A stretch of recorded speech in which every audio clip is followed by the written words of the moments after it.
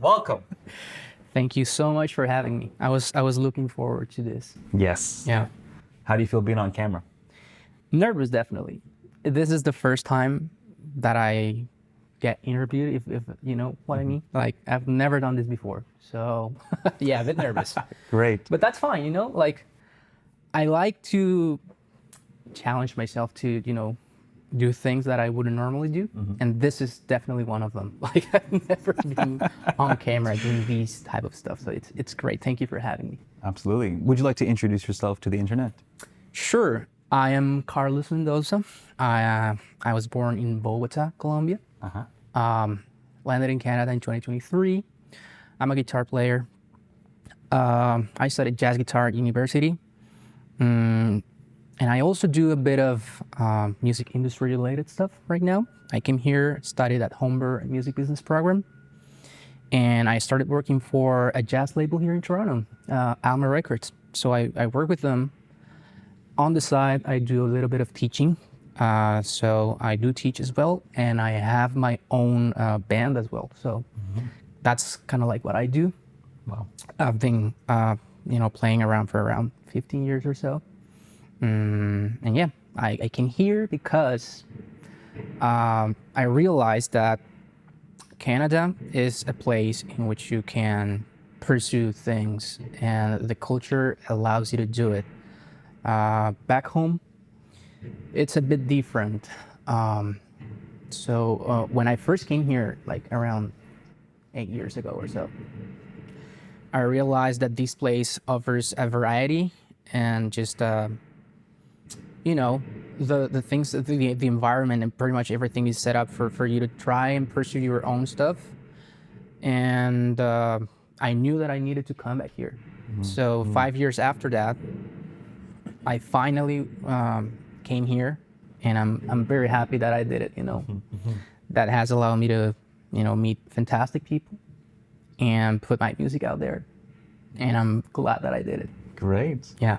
What has been the biggest challenge despite the welcoming environment of Canada for you? Well, being away of home is always challenging. You have to get used to a lot of things. You need to learn a lot about how things are usually done. And I'm talking about like everyday things, like everyday, like normal things that you normally wouldn't think of.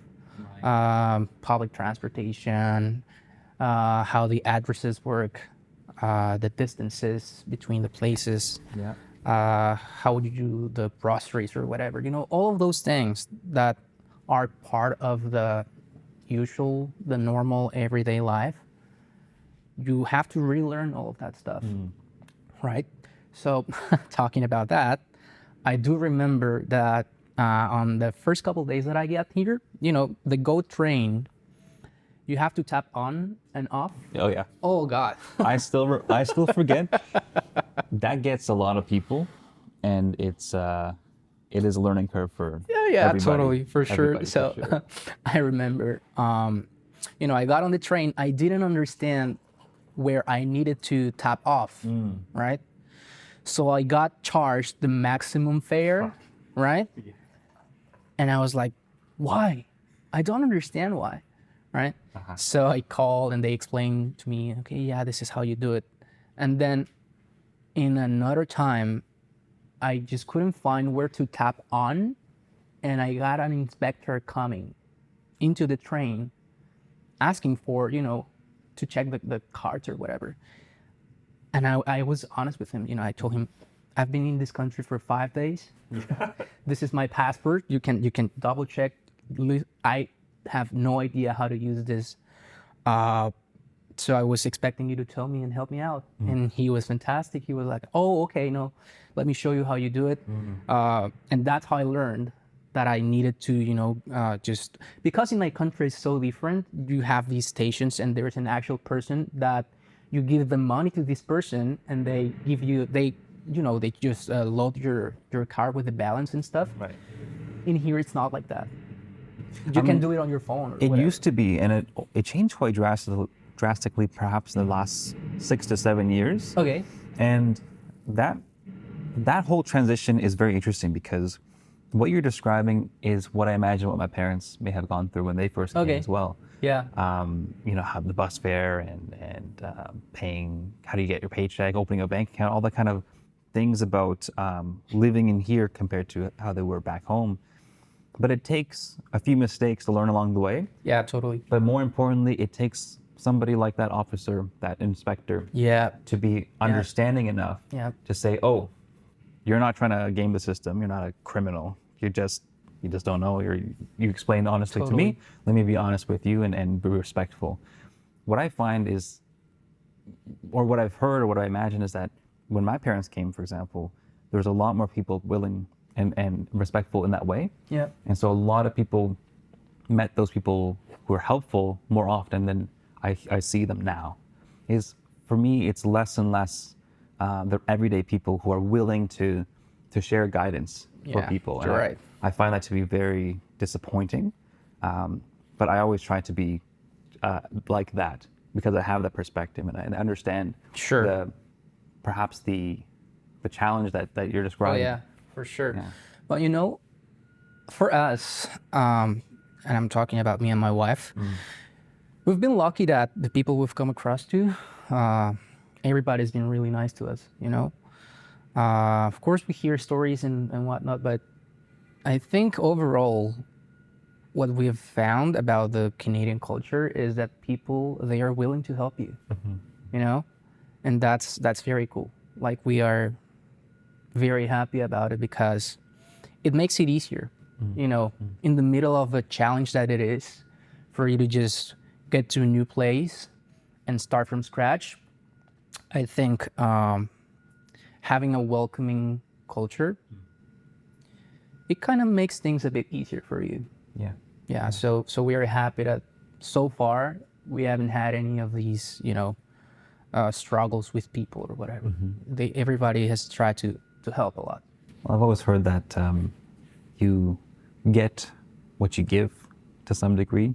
Yeah. If you give kindness, you also receive kindness. Yeah, And I agree. I mean, I think we only met because you asked one of the best questions I've ever heard in my entire life.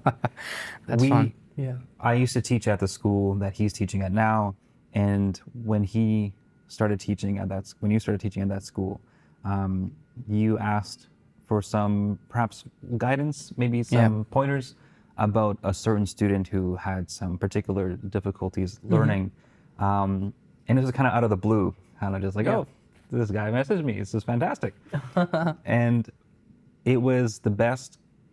It was one of the best introductions to somebody ever, because to me, what that represented was, for starters, you care, you're actually trying to teach and guide these kids, and your willingness to reach out and do some investigation to see what can you do was all of the markers of what a great teacher and a great person you are. Thank you. Yeah. Appreciate it. That's all I needed to know about you in the first minute. Yeah, that was, you know, for me, it's just about, I have someone in front of me that, you know, they have this passion for music, and being the person that I am with the passion that I have for music myself, I really thought, okay, yeah, everybody deserves that as well. And if they're here, you know, and they are a bit different to other students, it's up to me also to kind of like find ways to make it as simple as possible for them, you know? So I figured out that before me, you know, someone else was doing that job. And I was like, yeah, maybe he doesn't work here anymore, but, you know, I'll just reach out and see what was his way to do things. Because probably, just probably, there is a chance that this kid was very happy with what he was doing, right? So I need to, I didn't know back then, right? So at least asking would have been kind of like the first thing I would have thought of. And of course, later, if I had realized that wouldn't work for me, that was too different from the way that I would have done it, yeah, that's fine, but at least I tried, you know? Yes. So that's what I actually did. And following up with that story, I really enjoyed teaching him, you know? And after I had that conversation with you back then, I learned a lot about him. And that was fantastic because the lessons were very engaging for him. He was very happy about it. Good. Yeah. Yeah. I'm curious about how it is you started teaching and what you enjoy the most about teaching privately. All right. So I think, for musicians, I don't know if it's something that happens only in my country or if it's anywhere around the globe, but people tend to think that when you are a musician, you have only these options. Like this is the de facto go-to option for musicians, right? Like if you don't teach, what are you gonna do with music? You're gonna starve out to death, right? That's what Most in people my think country, that way. Yeah. The very fact that when I was at high school and I wanted to study music, everybody was freaking out about it. That speaks volumes about what people think about art in general. Yes. It's not only with music. So when I was 16 years old, my teachers, my parents, they all try to persuade me to do it, and maybe out of they were just concerned about what was going to be out of me, my life and whatever, right? So I ended up studying architecture for 2 years before realizing that I was just wasting my time, that I needed to study music, that I wanted it. Every cell in my body was, just telling me, yeah, no, this is not your path. You should go this way. Good. I was just trying to, go along with what people was telling me. And no, I realized that not. So once I was down the route of, I'm going to study music, then everybody was, okay, and are you going to teach? Are you going to teach? Are you teaching somebody already? So everybody think that that was the only option I had. And of course, being a bit realistic, when you start learning music and studying music at a professional level, you realize that teaching somebody else is kind of like a simple way to kind of like get an income, because when you're starting and you have to spend a lot of time practicing and studying, there's little to no time to do other stuff unless you really learn how to juggle with Right. You do have to other make stuff. some sacrifices in that process. Absolutely. For sure. And when you are very young, you don't have the mindset to do that, or at least that was not me. So I was, okay, if everybody suggests me to teach, even people inside the music environment and kind of like the university colleagues and stuff, they were already teaching. I was like, okay, maybe I should give it a try and see how it goes. So I started with a neighbor. He is a young kid. He was probably at 8th grade or so. I started with him. It was super cheap, very cheap, right? Because I had no experience at all. Right. So I started doing that, and even on that note, why not just pretend like you're the best guitar player in the world and then charge up as much as you possibly can? No, I wasn't confident enough to do it. Okay. I was young. I was just getting started, and I had no idea what that was like. Right. I didn't know how to charge people. I didn't know how to talk to people about money or whatever, right? So I had no idea. I didn't plan any lessons. I didn't have any support material. Just showed up? I just showed up. Good. And my plan was just, okay, let's talk about music. Let's see what he likes. Let's see if I can teach him a couple things. And that's it. I started to do that, and I started to like it. Like, okay, yeah, I like to share stuff. I think it's not difficult for me to, to just transmit the ideas that I have, and people seem to like the way I do it. So I started to dive into it a bit more, right? Yeah. When I got into my own classes at university, I started kind of like paying attention to the ways my teachers were, teaching, and I started to kind of like do some of those things as well.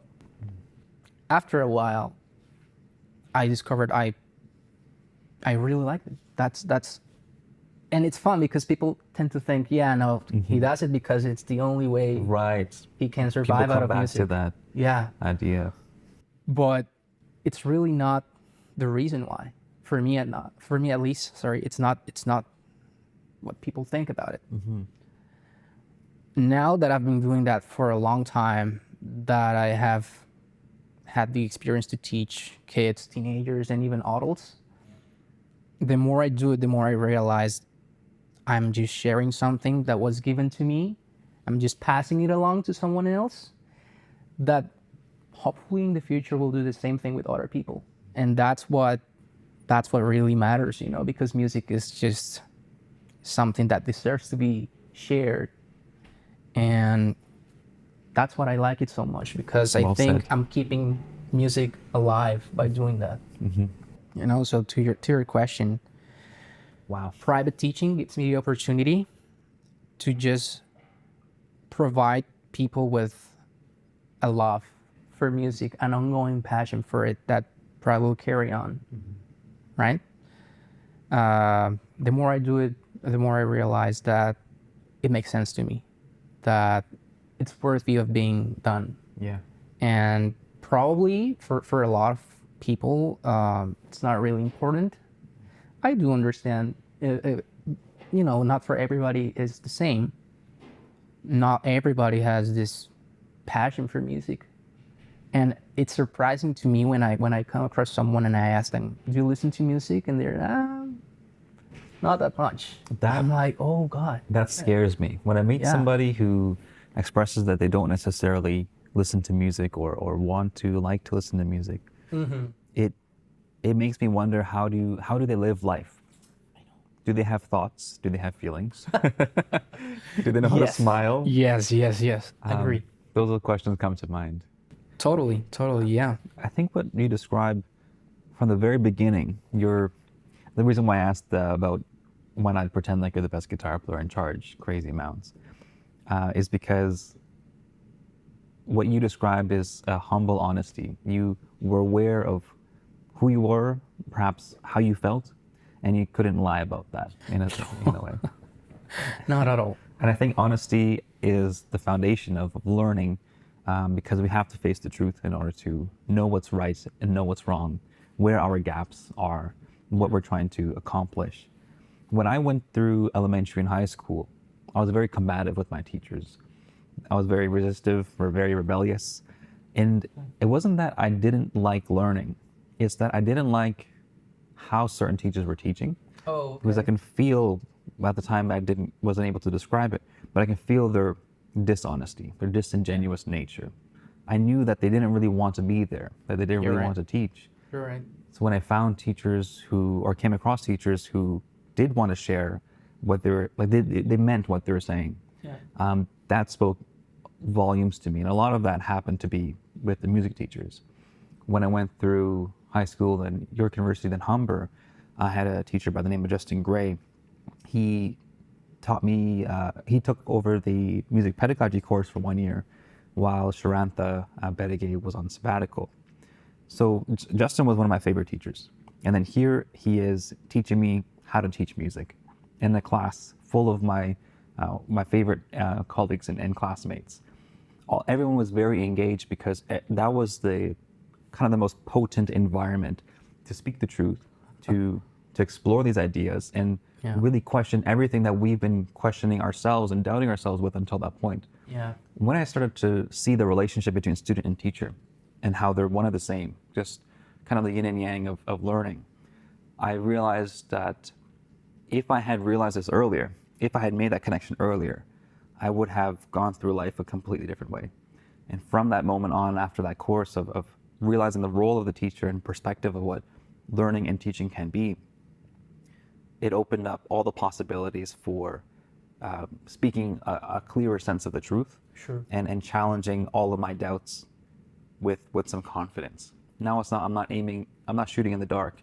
I have a strategy to uncover the doubts that I may have had until then. And with that sort of newfound confidence, when I started teaching privately, it was much of the same, sharing the gift of music, because it was something that was given to me, not for me to hold, but to share. Exactly. And it's, Exactly. there's a translation process that goes through that. For if I were to hold part of it and to think, oh, this is for me, but I'll give you some of this. You know what I mean? It's like Yeah. taking like a tax. For starters, it doesn't make any sense with music. Yeah. You can't really hold it.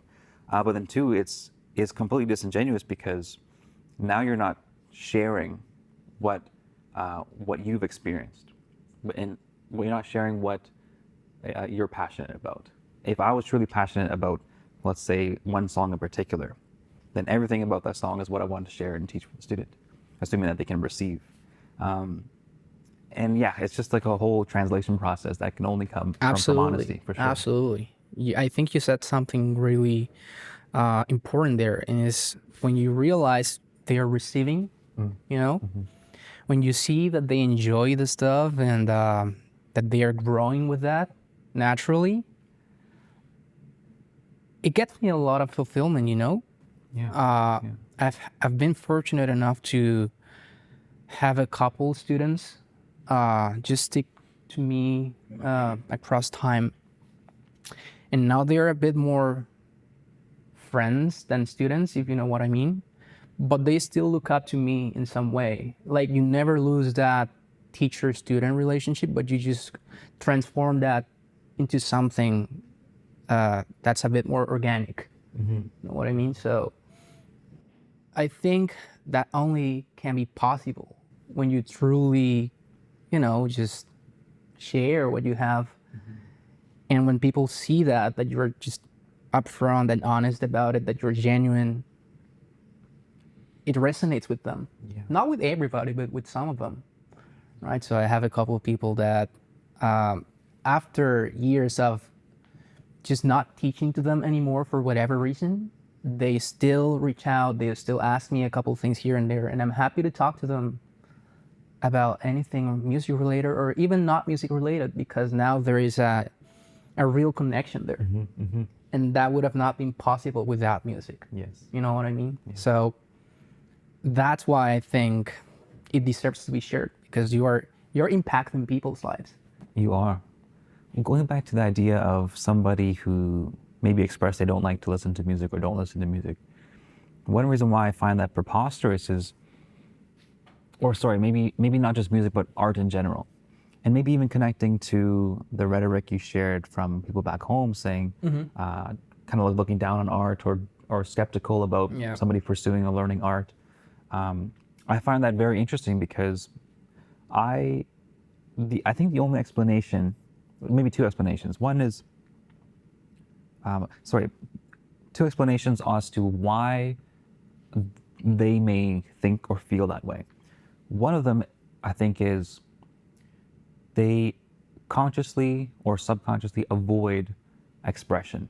They are scared of themselves. They're scared of what they could be, and acknowledging the beautiful chaos of living. And that is what art helps kind of guide us to our attention. It reveals kind of the humanity in all of us. Yep, I agree. But the humanity can be terrifying as well. Yeah. And maybe they're not ready to face the truth. And then the other explanation might be like a biological thing. I know psychopaths can't feel emotion. They don't have the empathetic systems.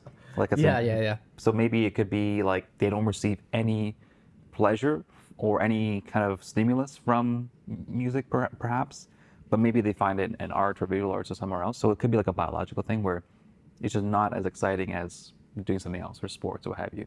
You're so there could just be like a lack of preference from that. I agree. But the first point I think is striking, because that's what we care about so much. Exactly. You know? Yeah. When I come across someone that, you know, they say I don't listen to music or whatever, I start thinking, what would life be like if I didn't listen to music at all, right? It's hard to imagine. It's very hard, because for me, of course, well, it's not just my profession. It's not only what I do, but I genuinely enjoy a lot listening to music. it helps me carry on with so many things in life. And I started to think then probably there are other things that for this person work for that they don't need music, but what could it be, right? So I always wonder, what is it that they actually do if not listening to music, right? Or care about any form of art, you know, to navigate through life.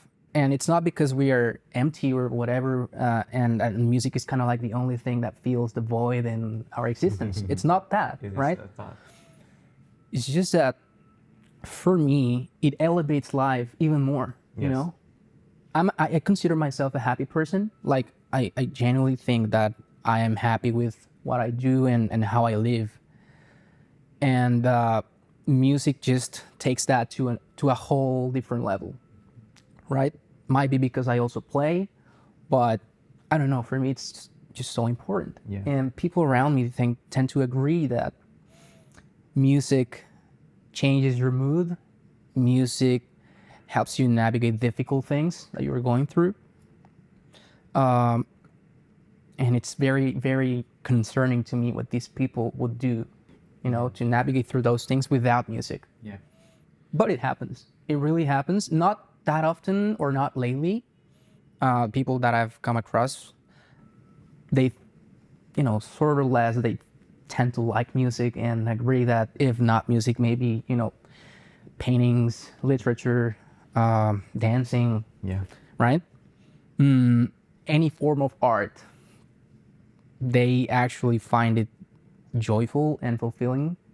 But yeah, I definitely don't know what would it be like if we didn't have the gift of music. It's such an interesting thing to think about, to look back on. I took a course called Music and Cultures when I was at York University. Okay. One of the professors by the name of Rob Sims started the year off with like 3 lectures of vibrations and the universe, and how the universe is filled with vibrations and music is in alignment with the cosmos, and it's very like deep hippie stuff, you know. It's like really honest office rocker, but I loved it, and it made a lot of sense to me because there's some intangible uniformity or through line with art that connects all of the experiences of our life together. It kind of just like, it's like the train that we can get on and off, but it's always on the tracks, where other parts of our life feels like they can be off the rails in other ways. You know, you can lose your job, your health can be deteriorating. There's all other aspects of life that can really go off the rails, but I feel like art and the existence of art and our connection with it is always pretty steady. So when thinking about the beginning of time with the universe of vibrations, and then seeing how music and chanting and singing was a big part of religion and culture, and how religion has a huge factor over humanity. And then there's also, I think about the work songs from the slave era in America. Yeah. And then I also think about how recent studies about patients with Alzheimer's can sing songs and recall memory, how the neuroscience community is still wondering, why does music light up the brain in such a way? Why don't we understand this particular thing, where we can really find other explanations for everything else, but music in particular, art, it just does something to the body. Absolutely. There's so many questions left unanswered, and part of me believes that these questions are meant to be left unanswered. But the joy of trying to figure out what this all means is kind of the fun part of it. It's what brings it closer. So laying all those sort of examples out about the significance or areas where music seems to have influence makes it that much more absurd to hear somebody say, I don't like music. It's kind of like, you may not realize it, but music has an influence on you, or art has an influence on you. For sure. And you can't escape it because of it's so built into nature. So built into nature, and it's so built into our human experience. One of the nature aspects I think I heard was the natural harmonic series is found in nature. If you make something resonate in nature, like a piece of wood or the bone of a bird, it brings up a major scale. and then it goes to Lydian, and it's like ridiculous. It's like that. Well, that's Western harmony right there. But then you also have the harmony or the melodic structures of, like Northern Indian music, in classical music, for example, which is a whole other sound and world Oh yeah. of music, but that has its own rhythmic unity and alignment. That's just brilliant. So there's a lot of pervasive influences of music and art that is hard to ignore. So yeah, it's wonderful. It's a wonderful thing. I totally agree with you. It's great. One thing I wanted to ask you about in terms of your musicianship, maybe even learning or teaching, is for starters, what kind of music do you play and how would you describe that? And then the second part of that, which I'm curious about, is how do you approach the idea of practice for the music that you try to play and that you enjoy? Okay, well, first, I would describe my music as prog rock, simple. But when you say that to people, they may think of Rush, Dream Theater. Okay, yeah. You know what I mean? And what I do is closer to jazz somehow. There's a lot of harmonic stuff around the music that I do that definitely has a lot of jazz influence. So thing is that today we have to label things in a way that's concise and that makes sense to people. And when you start elaborating on that, it gets, for people, it's just, yeah, okay. They don't really care that much. You know what I mean? Yeah. Unless they are really willing to know and to understand what is it that you do. I try to be as concise as possible. So if I had to be like that, I would say instrumental prog rock, right? It's kind of like a good tag for it. Yeah. But what it really is just a bunch of influences here and there. I listen to a lot of great musicians that are not necessarily rock or metal musicians, right? That have been a huge influence for my stuff, for the stuff that I create, that I do. And these range from pop, jazz, funk, blues, right? Like they come from all of different sorts of music. So yeah, it's kind of like my own way to express what I have inside me. Jeez. Sorry about that. No, you're fine. You're good. So yeah, if I had to label my music in a very short, concise way, like an elevator pitch or whatever, instrumental prog rock, right? Okay. Right. Now, how do I approach practicing?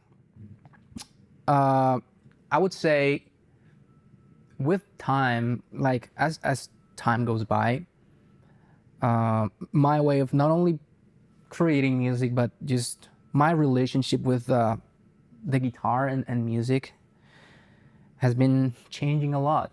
Not just because now, after all of these years of performing, recording, teaching, I have a different perspective on my way to perform, my way to play, but also because as life goes by, so many unexpected things happen to you, right? We have a lot of things going on right now with my wife, including the fact that we're still adapting to Canadian culture, and that takes so much of your time. Yeah. Even if you don't want to think about it, right? But that's just one example out of the many things that can happen, when you are dealing with music and how to play and how to practice. And back then I realized I played so much more, like talking about pure time for you to play. Oh my God, I don't have that much time anymore, right? So I have to find a way to balance the things that I have to do right now that music, has led me to, and still kind of like get some time to do what I most like, right, about it. But I'm happy to say that most of my time generally it has to do with music, right? In the form of teaching, in the form of practicing, in the form of working in the music industry. Like all of my, or most of my time goes by with something that's music related. And in the middle of that, I'm always, I'm not just someone to, sorry, that, how can I phrase that? Let me think about it for a sec. I'm not just receiving stuff.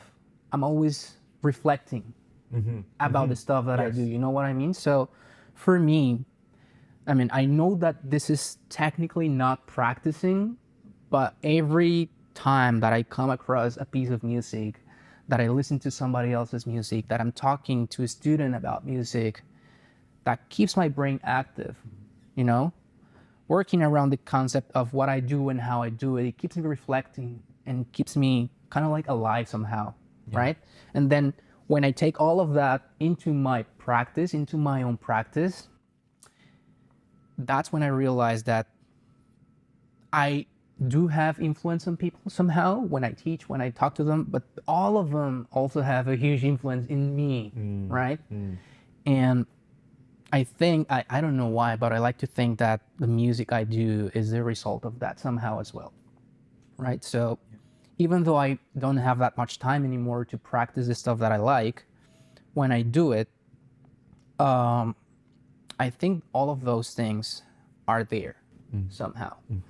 Of course, if we're talking about merely how I do it, of course, I have to find some time during the week to just go over the stuff that I like. And besides that, find time to do all of the other stuff that I'm required to do, right? Get ready for the lessons. Right now I have around 20 students. Great. So the prepping time for the lessons, it's considerable, right? Yeah. Also, with the label, so I have to do a lot of stuff. You have to find a bit of a balance, right? Right. So it does sound like there's a time balance, a energy balance that you're trying to maintain. Yeah, absolutely. I'm curious about when you do get a chance to practice. For, let's say you achieve the moment to sit down and with your guitar. What's your mindset? How do you approach that mentally? Yeah. Because I'm sure the weight of, or the consideration of that time has a lot of pressure to it, because now you know that there's less time for that, so this opportunity may be more valuable, so to speak. And so you may put different expectations on that length of time that you do sit down to practice, or not. So I'm curious how you approach that, and make that fit that into your balance. What helps you find that balance from a mindset perspective? I think you just talked about something that lately it's been resonating a lot with me, and is this concept of the expectation, right? I've realized that, I don't know if this is just me, maybe a lot of people feel the same way, maybe not, I'm not really sure, but the more you expect a certain outcome, you're just adding pressure, it feels almost like a burden to you, so the less expectations I put on something, the more enjoyment and the more, just genuine I am about that. Just to give you a simple example, I've been trying to change my lifestyle a lot, be a bit healthier and stuff. And I think that's something I've been trying to do for quite some time. I was never successful about it, never. The way I was eating, the way I was sleeping, the way I was, just going over things. I was always struggling and I was not happy about it. I never was.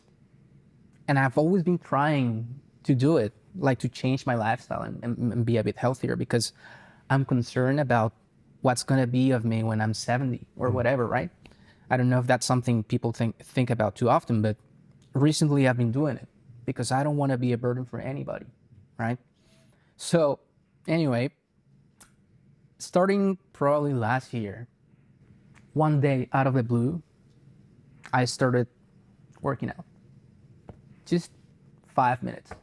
5 minutes a day. Something ridiculously short.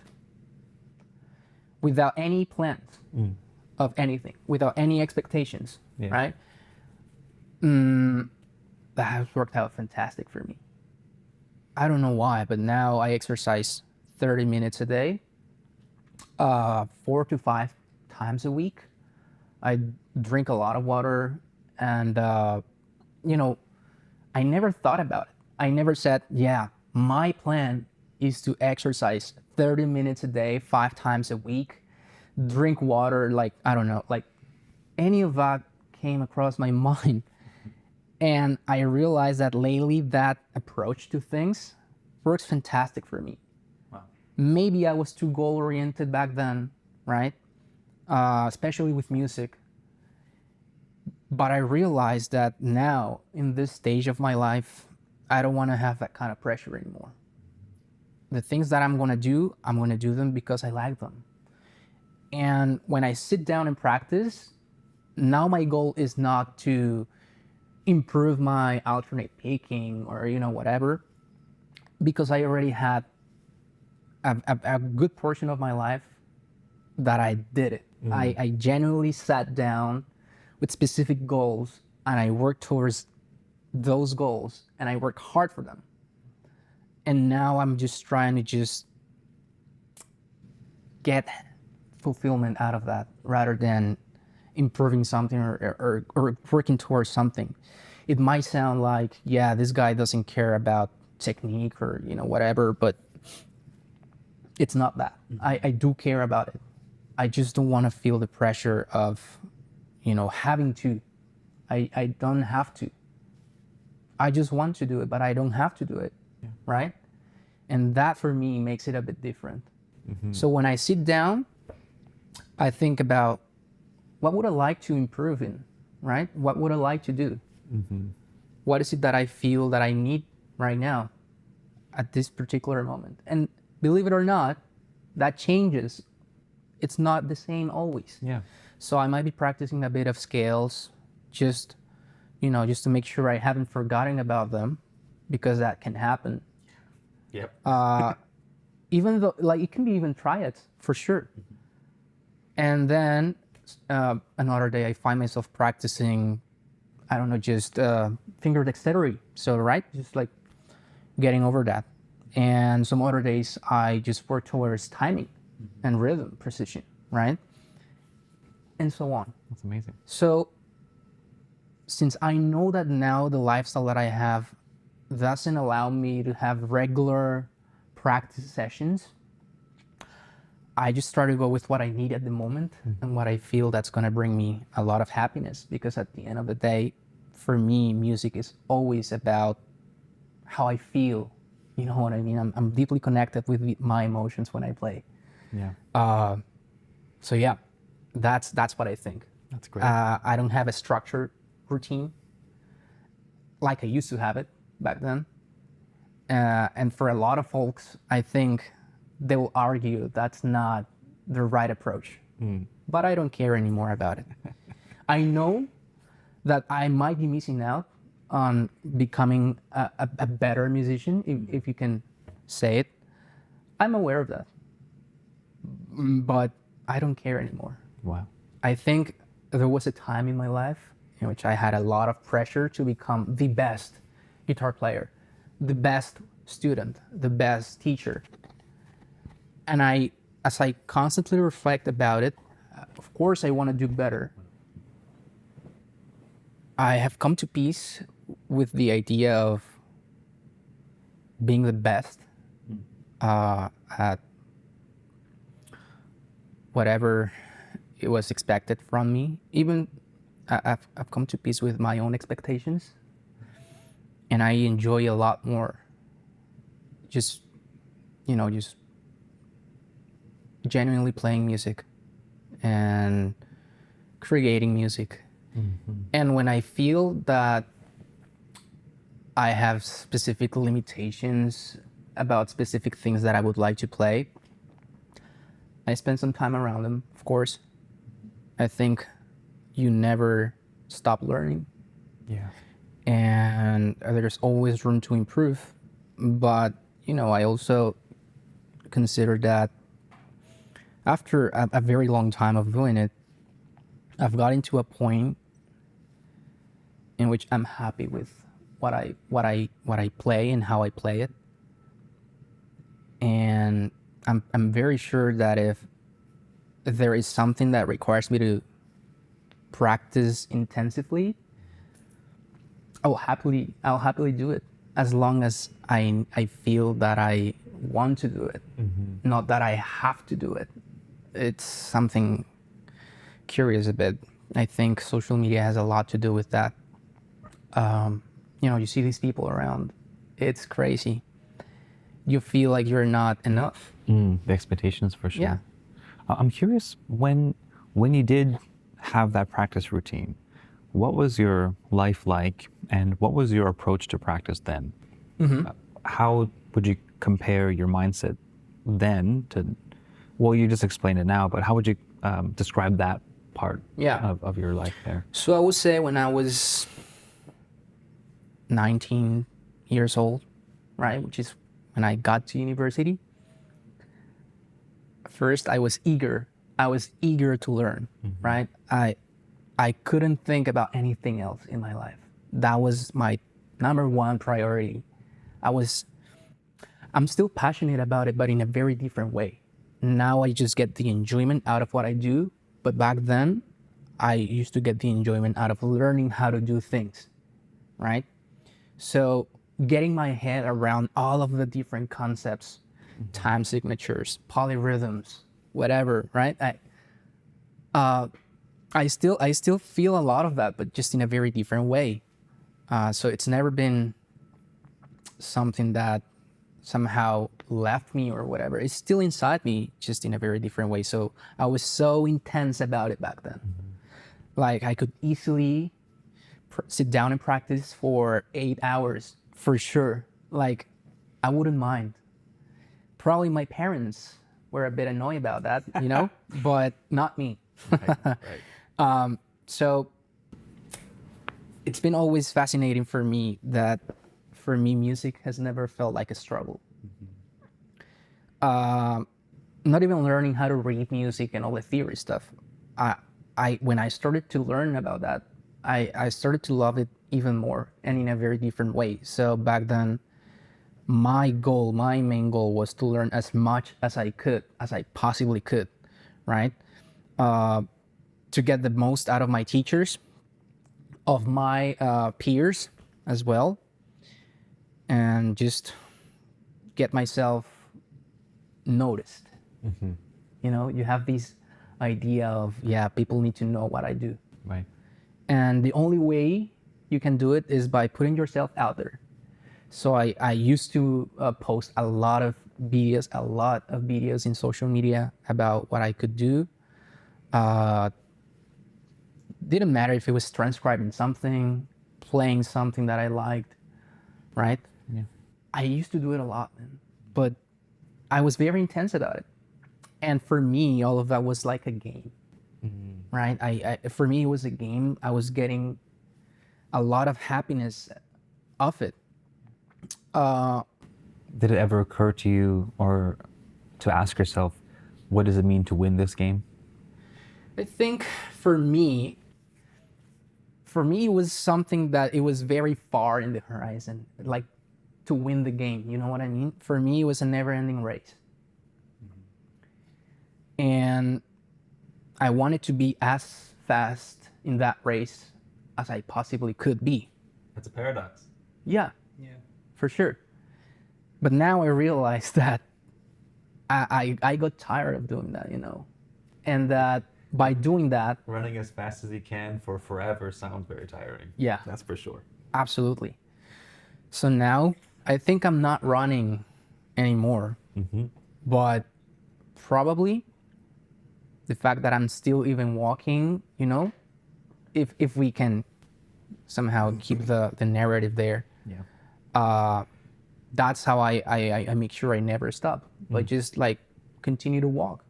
Right now it's a different pace, totally, Yeah. but the enjoyment is the same, and that will for me never change. At least every time I sit down, to play music, to practice, or even to teach, I'm happy about it. I realized that definitely I was born for being a musician, right? Yeah, it looks like it. Congratulations. No, I appreciate it. Thank you.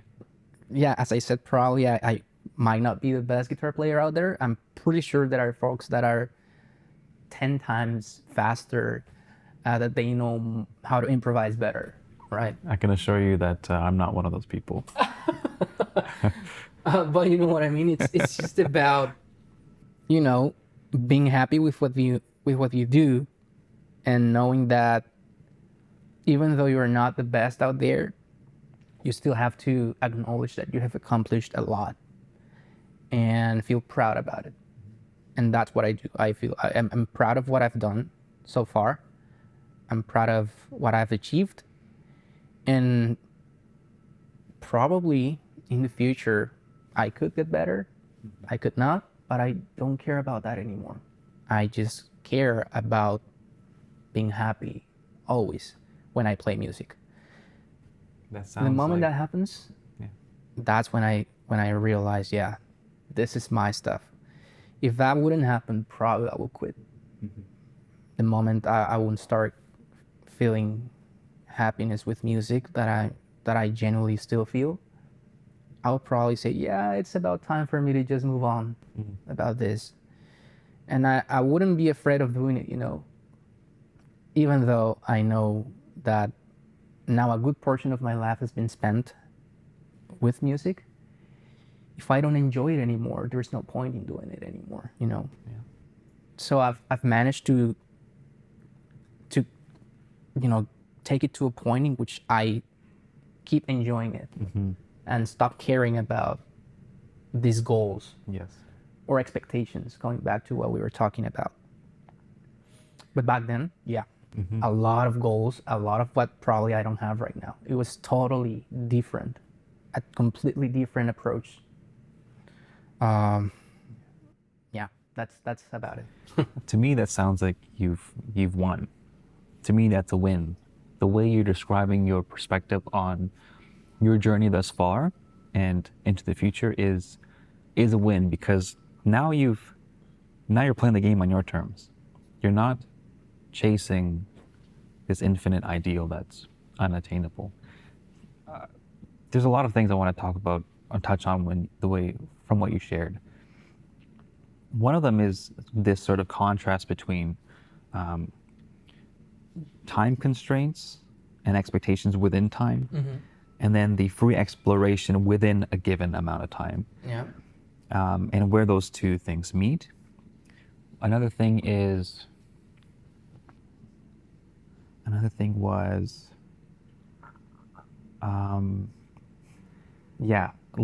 the lighter touch is what gives you the strongest grip to some degree, contrast there. So there's a lot of dichotomies there.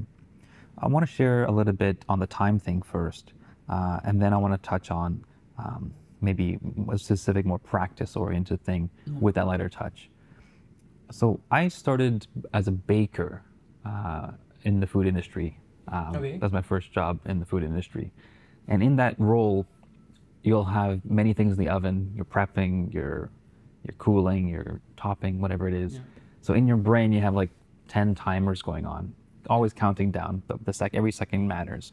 And you have to move like clockwork within the cog of the machine. Yeah, sure. That translated very well to me being a line cook. I paid my tuition and my rent by being a cook for many years, and that's how I afforded to go to music school. But I worked more as a cook than I did ever in class or practicing. So in order to exist in the room, I did a lot of work in the kitchen. So in the kitchen, once again, there's timers going on in your brain. Everything has to line up like clockwork. There's prep, there's execution, there's cleanup, etc. So in that mindset, time is of the essence, and your only task is to manage a complete task within a certain amount of time. Yeah. And therefore the expectation is very clear and actually necessary at every step of the way. Sure. There's no room for exploration, it's just execute yeah, in that for way. Sure. And then in stark contrast, what what I agree with, and perhaps my experience mirrors how you're presenting your practice now, which is, let me just figure out what I want to get better at. Let me explore that. Whatever little amount of time I had to practice when I was in that work quite often ended up being that by default. I didn't have the capacity to even put a goal on the practice, to have the expectation to accomplish a certain task. It's just, once I sat down with the guitar, it's 3 a.m. and I had 2 hours of sleep, and whatever happened that I worked on is what happened. I couldn't influence in any other way. And inadvertently, that actually slowly taught me the beauty of free exploration within this time constraint, within a set amount of time, because it allowed me to focus without expectations on what I was doing in the present. It allowed me to be very present, rather than being fractured amongst time. In the cooking type of role. And I think what's interesting about the balance of practicing music is life demands somewhat time organization. For sure. By the nature of it, the sun rises and the sun sets, and so do we. But then in that, we can carve out an opportunity for us to ignore the passing of time, to explore the musical ideas that we're happy to explore at that moment. So I think what's interesting is, when I ask you about the mindset you had with practice, it seems like you found a way to organize your time, your life in a way, and built on all the experience that you've had thus far, to meet that moment with clarity, with peace, and in order to not allow the pressures of the time to influence this exploration. Totally. And I think what's interesting about teaching privately and having that environment, you mentioned something about how the other student was like, well, you're here, you obviously care about music, we're here to explore it. Being in that environment and putting yourself in the environment, managing your time to show up on time for that lesson, and pay the money to have the resources and the motivation to actually be there, whatever the influences happen to be, when you're there, that's when you get to explore.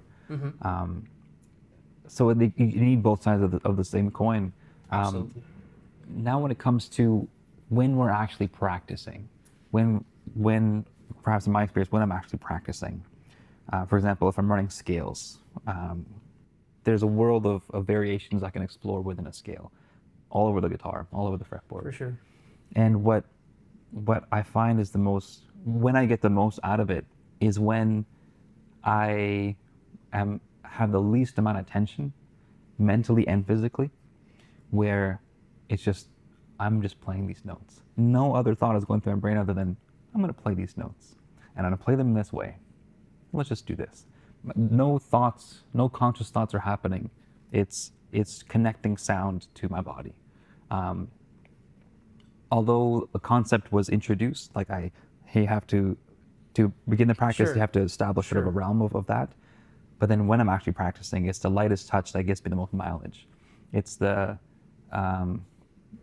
subtle fingertip feeling of connecting the music to your fingertips, rather than like forcing a chord or playing the thing and influencing in that way.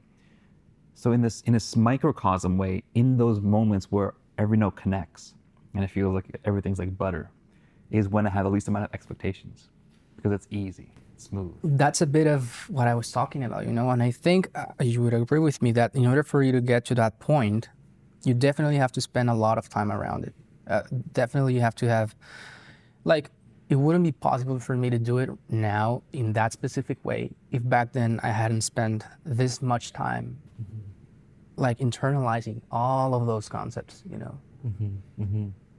Because now you're a bit more just maybe discovering new ways to do the same things you know how to do, and trying to get better at the things you know how to do now. But that's very different than starting to learn those things, right? So part of my mindset back then was to also learn things in the correct way and learn as many things as I could, to have this just database of resources, if you can call it like that now I can freely explore in depth, right? Yeah. one way I imagine it, it's when you're young, you need to prove to yourself that you're capable. And therefore, the eagerness of learning is definitely a natural way to start. And then once you've tested yourself in a multitude of ways, you gain some confidence looking at the unknown Yeah. and saying, oh, I've seen the unknown a million times before, and each time it got a little bit easier, a little bit more comfortable. I'm alive. I got out of it and I'm Yeah, alive. exactly. And so now when I see the unknown, I can embrace that and be present, exploring and finding my way through the darkness, knowing that I might have a flashlight. Yeah. I might have a flashlight. Yeah. It might not have any batteries right now, but I know where to find the batteries. You know, You're like you right. can kind of work your way through it because you've worked your way through it in other ways in so many different varieties. With the perspectives, with the concepts that you were focusing on. Once you kind of get a direction, you know, okay, at least I know that's a general direction that I need to go. Yeah. Even if it's dark, I can still find my way. And then eventually later on in life, where it sounds like you're at now, you're more than okay acknowledging that I can sit here and confront that unknown peacefully because I have proven to myself that I'm capable. Yeah. And, you know, from time to time, of course, it's not like humans, we don't react to, you know, or reflect on that. So, of course, from time to time, I wonder, should I be doing something different, right? Like, is this really the correct way to do it? But when you allow yourself to get these intrusive thoughts,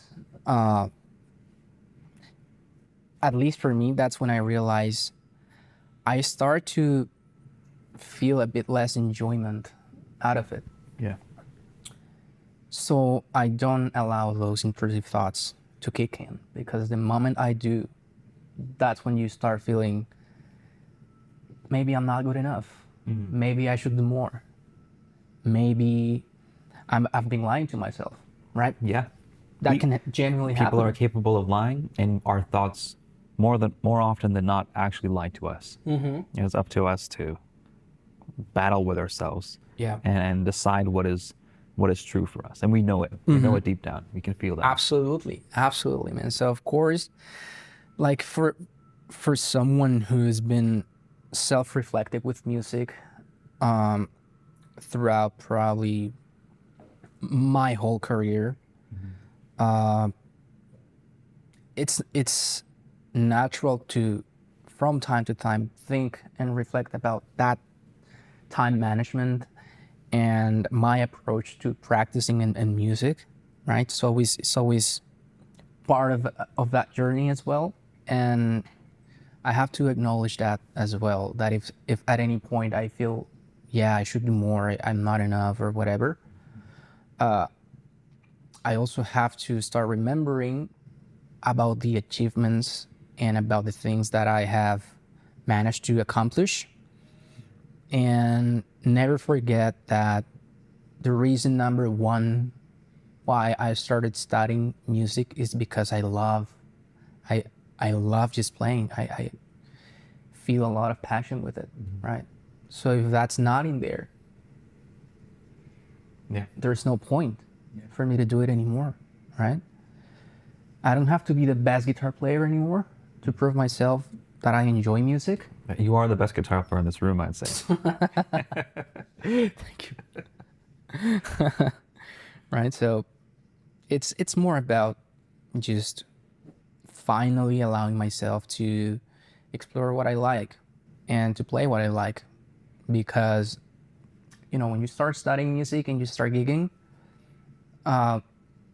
you realize that you can go two ways. You can become the gigging musician, right? The guy that knows how to play everything, that they call you always, and you're always up for the challenge, right?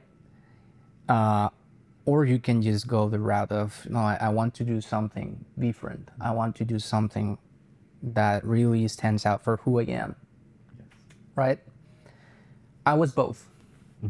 I've been both.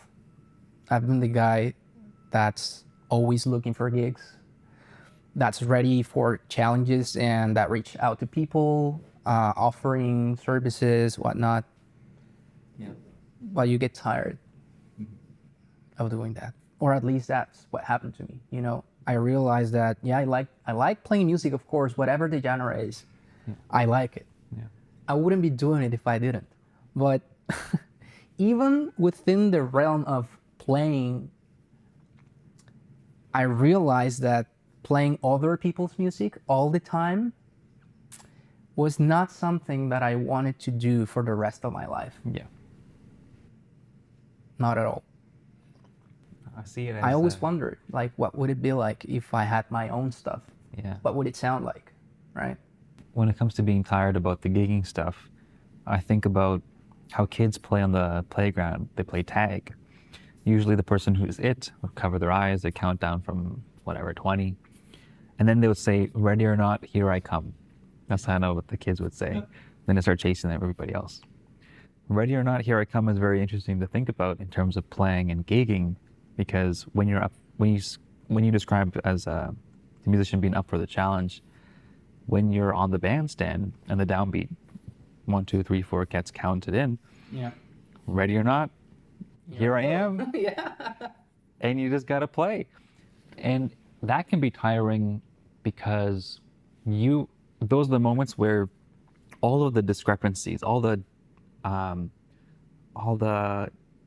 incongruent parts of your musical being come to light. Yeah. If you're not fully aligned with that downbeat, meaning Oh yeah. one, like literally, like maybe you missed the first beat, or two, you don't feel the music, three, you don't want to be there. You know, you start, every doubt, every consideration you've had about music happens in that moment. And if you're doing that night after night, you know, email after email, booking the next gig, you will feel what is truly in line with you in those moments. Yeah. And then you got to ask yourself, do I want to be playing, chasing all of these things all the time? No, you get tired. And maybe you do want to chase, you do want to play tag, you do want to get excited about that, but now you are more aware and more conscious about, well, if the downbeat happens, how can I align as many things as possible that is meaningful to me in that moment? How can I make this worthwhile? Absolutely. Well, you know, I think it's still necessary to some degree to do some of that.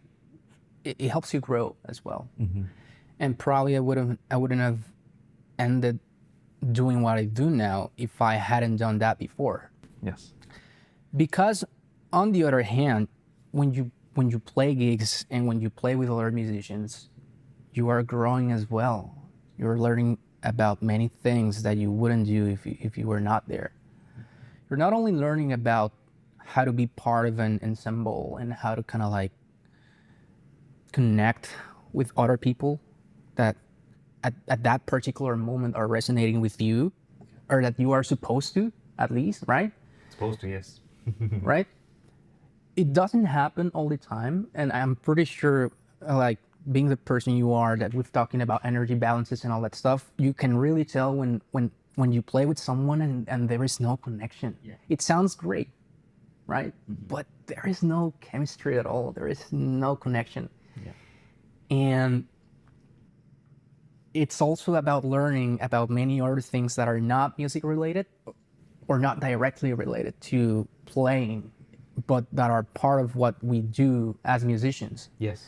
Talking to promoters, venue owners, sending emails, reaching out to people, learning about finances, right? How to properly talk about like money or whatever. How to manage, you know, the nerves you can get out of performing in front of an audience. Yes. Those things are necessary for you to learn them, right? And you wouldn't be able to do it if you were not the gigging musician. So I think that as hard as it is right now for me to think about it, maybe I'm too tired of doing that. I wouldn't change the fact that I'm happy to have done that when it was the proper time for me to do it. Because right now, even though I might do it again, of course, Yep. I'm just I'm just focusing something else, which is doing my own stuff. But all of the stuff that I'm able to do right now, part of it is because I now have the experience that gigging, intense gigging gave me back then, you know? I think the idea of, so there's a couple of things I want to touch on. First is the idea of proper timing that you just mentioned. I think there is we don't have any influence of what that proper timing may be. It's whatever happens to be in our lives that we're doing at that time. Yeah. Whether we gigged when we're 20 or gigged when we're 40, that experience is something that, if attained, is valuable for all the reasons that we just shared. And perhaps you can make an argument that it would be beneficial to explore those things maybe earlier on in the development, but those lessons can still be learned in other ways. Absolutely. Yeah. I agree with you. Another thing that kind of came to mind is when I was mentioning the downbeat and the congruency of our musical being, and also when you mentioned stage fright or performance anxiety in that manner. It's interesting because every time I felt that feeling, nerves on stage or stage fright, is because I knew deep down, without being able to describe it in the moment, I wasn't ready. I wasn't prepared. I was lying to myself, thinking I'm going to perform something that I really haven't performed, that I'm not ready to perform. Yeah. And so most of that anxiety was because I was lying to myself. Because when I walked on stage, who I was feeling in that moment wasn't who I was. I was pretending to be somebody else, pretending to be somebody who was comfortable on stage, but by doing so, I was not comfortable on stage. Okay. And the only way to get rid of those nerves was for me to actually be comfortable on stage. Yeah. So then the question became, who am I? And then you go down this philosophical rabbit hole. You have to live life. You have to grow and mature to a certain degree. So then you can walk on stage and say, I am who I am, and this is what I'm going to share with you, with confidence. Now, there is still some anxiety, in the thing. There's still some excitement going on. Sure. But a lot of that stage fright, a lot of that anxiety that comes with that, especially in the earlier stages, is really just because people are young and they have lots to learn about who they are. Yeah. And they don't realize that they're lying to themselves. But once again, you just have to, ready or not, here I am. So you have to show up and do your best. Absolutely. In that situation. Yeah. Wow. There's another idea that came to mind. I think I forgot it, but let me see.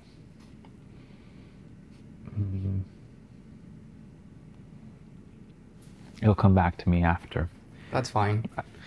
When you were talking about the stage fright and how you realize who you are through the exercise of doing that over and over again, that reminded me of when I got accepted into university.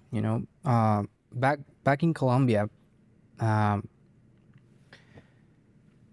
it was particularly difficult for me to get accepted because I was a bit nervous at the moment of the exam. So I had to do it twice, but between the first and the second attempt, I had to wait 6 months. Whoa, it's a long time. Mm-hmm. So I was studying and I was getting ready for that exam. It took me around 2 years or so to get ready for that exam. And then when I was there, I was so nervous the first time that I tried that I couldn't read. I couldn't read the notes. I had the sheet music in front of me and I couldn't do it. And when they told me, you know what, sorry, but you'll have to wait until next time.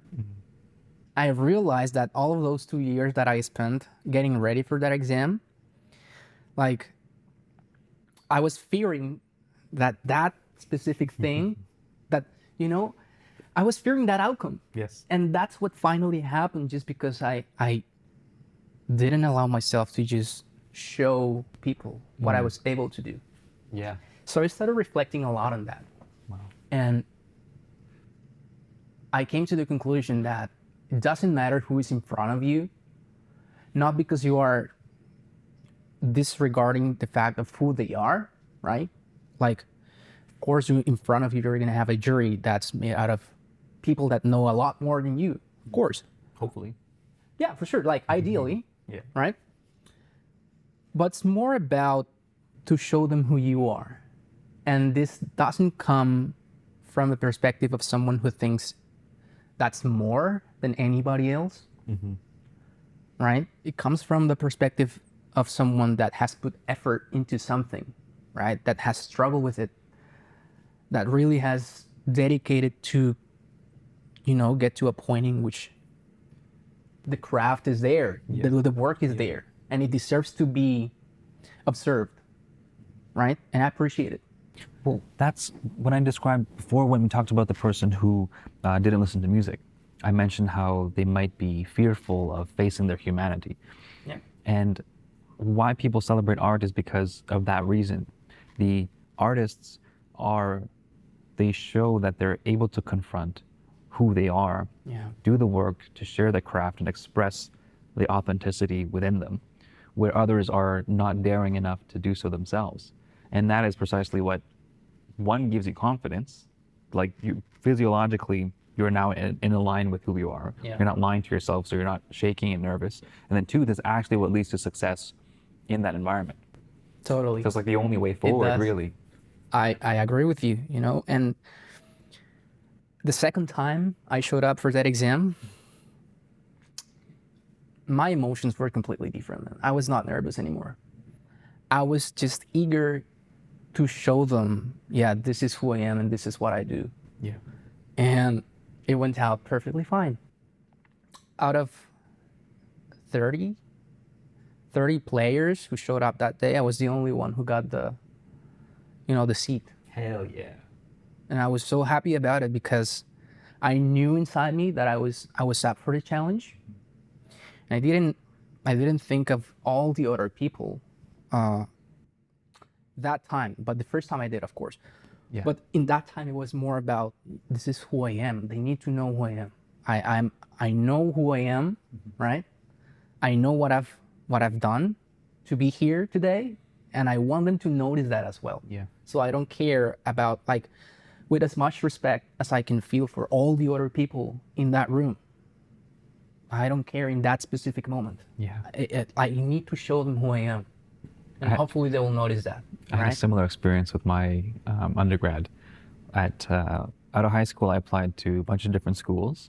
I ended up going to York for 1 year, but I did apply to Humber College as well. Okay. In the middle of my audition, sitting down playing guitar, fire alarm goes off. Everyone has to evacuate. 2 hours go by, the cafeteria on fire. Yeah. They don't let me finish my audition. So it was kind of like I didn't get a chance to really show what I was wanting to show. But I know leading up to before I got into the room, I was in the lobby staring at everyone else, looking at everyone else there on the guitar auditions. And I was doubting myself because that person had a nice guitar, that person's playing something that I can't play. Meanwhile, I'm like, I'm not even sure if I can read treble clef. How did I get here? So that kind of flopped. Spent a year at York University meditating. Then I applied again to Humber. And at that point, I had a better idea that I think I do want to go there. I do want to play. Yeah, sure. And I think I'm ready to learn. In my audition, I ended up playing, I prepared a chord melody for Django by John Lewis. Yeah. And then I played My Funny Valentine with Ted Quinlan and we improvised on that. And that was a great track because I really loved the Undercurrent album by Billy Evans and Jim Hall. And their take on My Funny Valentine was killer. So all the bass, the octave bass line stuff was like, I was trying to figure that out. And when we were playing, we talked about the album and we just had a nice chat. We went way over time. It was almost half an hour. It's supposed to be like 5 to 10 minutes. Yeah. We just sat there chatting. And meanwhile, there's knocks on the door like, hey, when's your next student coming in? I was like, give me a minute, I'm talking to Karen. So I had a good time just chatting about music and being myself and having the opportunity to share not only what I could do at the time, which was, I only learned the C minor scale. That's the only scale I knew. So I'm like, thank God this song works in C minor. Made it look like I knew what I was doing. But I remember that the feeling of, I wasn't worried about the people in the lobby that day. Yeah. I was worried about, first, my guitar has to be in tune. And then 2, try not to sweat too much because I'll probably be stinky because I'm a little nervous. Yeah. And then 3, try to play some good music. And that's what happened. And I happened to get in. It's amazing. man, there's this one idea that is keep on eluding me. When you're talking, it comes to mind. Yes, I got it. So I wanted to go back to another aspect that you mentioned earlier that we kind of talked about, where learning, navigating life kind of informs you of other ways to become perhaps who you are. Doing all these other things, you learn who you are in the process. You mentioned different parts of the music industry, for example. Yeah. There's so many other worlds within the music industry. Oh, so many worlds to explore within music that informs us as a musician, whether it's playing gigs or doing all these other things. Every time, growing up, I've always been curious about the person behind the teacher, the person behind the performer. Yeah. One of my first influences was Billy Talent, a rock band from Mississauga. And when YouTube came around and I was exploring and researching about the band, I'd always look up the interviews and check out their gear and how they talked about things. That inspired me actually more than just listening to the music. It helped me put together the human behind the person making the music. And to me, that was very meaningful. And so when I started learning and going to school, I was always curious about what is my teacher having for lunch? What car do they drive? You know, how do they pack up their bags? Or do they have a folder? Do they not have a folder? Like all these silly nuanced things that come into my brain during the lecture. Yeah, agree. I was like, why do you wear that flannel shirt all the time? You know, like that kind of thing. And so whenever the teacher would ask me, like, anybody have any questions? Usually my first question is, what are you having for lunch? Really? Because usually I'm hungry and I'm curious what their appetite's like. Because as much as I'm curious about and I'm happy to learn about the things that we're learning about, whether it's music or whatever it is, I'm equally, if not more, curious about the person behind the person that was able to be the teacher in front of me. Sure. I'm curious about. I've always been curious about how they became the musician they are today, because I think what has always been eluding me was how can I become the musician I want to be. And I realized that it was never just practice. It's never just listen to music and play. I agree. It's all the other things around it that allows you to sit in that room for that one moment to then practice. That was the stuff I was figuring it out. And also one of the reasons why I love doing this podcast. Fantastic. And that really guided me to learn how to write those emails, how to have those conversations, how to talk to these kids in all different ages, which then again informs who I am as a person, which builds a foundation of me as a musician. Yeah. I can tackle the challenges. I have the awareness and naturally open to hearing about people's lives. Because if art is not a reflection of our life, then what else can it be? For sure. And for me, it's hard I can't separate those two. Now that you mentioned that, I think more or less we all kind of do the same thing when we are learning from someone else. And even though we might be more or less curious about someone else's life outside of music, to a certain degree, we all kind of like wonder about those things. And somehow, even if you don't consciously realize that, there are some people that you naturally feel that you can connect with, right, in a better way because of who they are as human beings outside of the music than with other people as well. So it happened to me that my first teacher, when I was, into university, I couldn't really get along with him. But it was not because he was a bad musician or whatsoever. He was a fantastic player. But it was just his personality, man. I don't know. I didn't feel like I was, resonating with him at all. I don't know if it was because of the impression that he gave me about him and how he was outside of the classroom, or I don't know. I don't really know, but I could never get along with him. I ended up requesting to the faculty board for me to get another teacher. And that probably was the best thing I could have ever done. But I went straight to him and I told him, look, I genuinely respect you. I think you are a great player.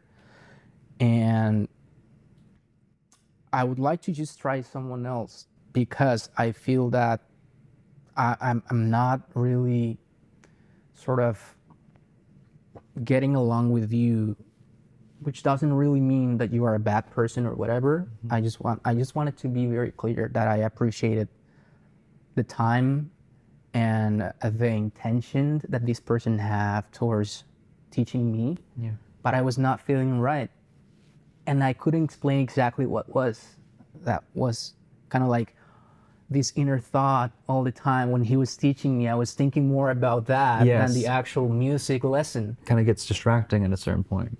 And it got me to a point in which I stopped practicing because, I was not motivated to do it anymore. And it's fun. It's the only time it happened to me throughout probably the 8 years that I spent just in university. And he was very nice. When I told him about that, he said, I did the same thing when I was your age. It happened to me as well, so it's totally fine. There was a letter that it needed to be signed by the person, by the teacher, like accepting that I was requesting another teacher. He did sign it for me, and believe it or not, our relationship after I switched teachers was fantastic. Much better. Yeah. Much better than when I was his student. Yeah. Right? So it's fun and curious to me. My new teacher, completely different person. And I felt so happy about it. Like this guy was something else. The vibes he gave me. I was so happy about that because I could relate with him not only as a student but also as a human being. He became a role model for me inside the classroom and outside of the classroom as well, right? That kept me engaged throughout my whole career. Wow. And this other guy, I still talk to him as well. And it's fun to me because I would have never thought that I would continue talking to him in a very cool and spontaneous way after, like if I come to you and I say, well, I don't want to be your student anymore. Yeah. That feels weird for you as a person, right? It would feel weird if I thought that we were having a good time, if I thought things were fine. But if I had some suspicion maybe that things might not be the greatest, then I wouldn't be surprised. Yeah, for sure. Hopefully. For sure. Yeah. I agree with you. I don't know if that's what went through his head when I told him or not. I'm not really sure, but I think we can agree, the two of us, that we started talking a bit more about things, like, in general, after I stopped being his student. But when I was his student, I felt like this, kind of like an imaginary distance. Yes. I don't know. It was weird to me. I mentioned the professor I had, Justin Gray. I know him. Oh, I know who he is. Yeah. He went to Humber. He was a guest lecturer for our program. Great. He talked about mixing and mastering a record in Dolby Atmos, which is He's fantastic. big on that. Yeah. Fantastic.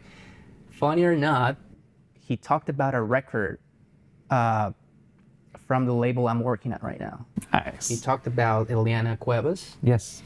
Her latest album.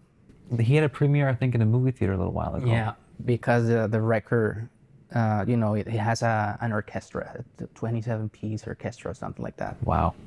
So, of course, mixing that in Dolby Atmos makes a lot of sense. A lot of sense. And he went to us and talked about that. Great. And it's curious to me that you mentioned him, like particularly him, because I ended up working for the label. And now I can kind of like see things from a different perspective as well, right? Like I talked to my boss and I asked him about how that record was produced, and now I get a different perspective on the work not only Justin did, but The whole everybody, process. including the artist.